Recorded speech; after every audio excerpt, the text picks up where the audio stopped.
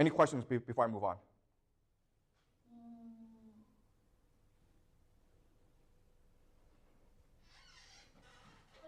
Some of the faults of Marx is very obvious. For example, the emphasis on religion instead of the economics. So why communism can still be so appealing to the world, and why, especially for China and Soviet Union, such kind of culture? Okay, yeah. So that's a really good question. And so the question is, the role of religion should be obvious to people, right? Why do they believe in economics? Yeah. Okay. That's a great question, and you know what? I don't have an answer, but I think a clue is this: capitalism and communism are the same religion. Okay. So as capitalism grows, it reinforces communism. As communism grows, it reinforces capitalism. Why? Because both believe that economics, materialism, is the underlying reality. Okay? Religion doesn't matter. So capitalism spreads by making everyone uniform, by turning everyone into an economic animal, right? Because today, we don't ask you to believe in God, we ask you to go buy things. Does that make sense? Communism is the same way. Communism believes that as long as there's equality, as long as there's no property, everyone will be happy. So it's ironic that these two ideas, capitalism and communism, even though they were mortal enemies in the 20th century, the underlying basis of the religion is the same. And as they develop, they reinforce each other, okay? Does that make sense? All right, so, but that's a great question. All right, so we instantly understand that religion is more important than economics. But because capitalism and communism were able to spread so fast, we've been brainwashed into thinking that only economics matters. Okay?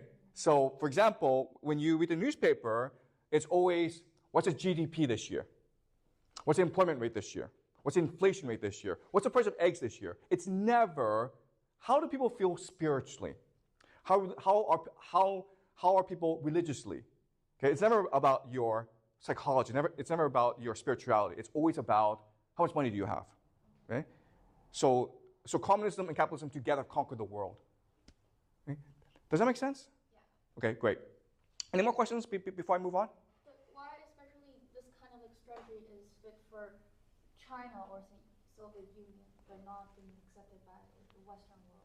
Okay, this is a great question. So Marx himself believed the revolution will happen in Germany first, because Germany had the most advanced proletariat. But it never happened in Germany. It didn't happen in France. It didn't happen in Britain. It happened in China and Russia. And in fact, if Marx were alive today, he would be appalled by the fact that it happened in Russia and China, because it wasn't supposed to happen in Russia and China. You needed a proletariat in order for the revolution to happen, but Russia and China were peasant nations, right? So what had happened in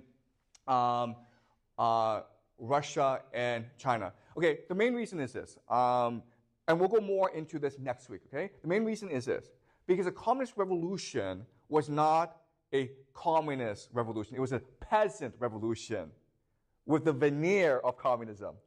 So communism was the ideology, the religion that they practiced, but it was essentially a peasant rebellion that's no different from previous peasant rebellions in Chinese history.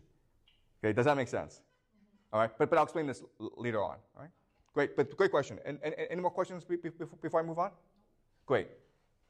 All right, so was this clear to you, this history, okay?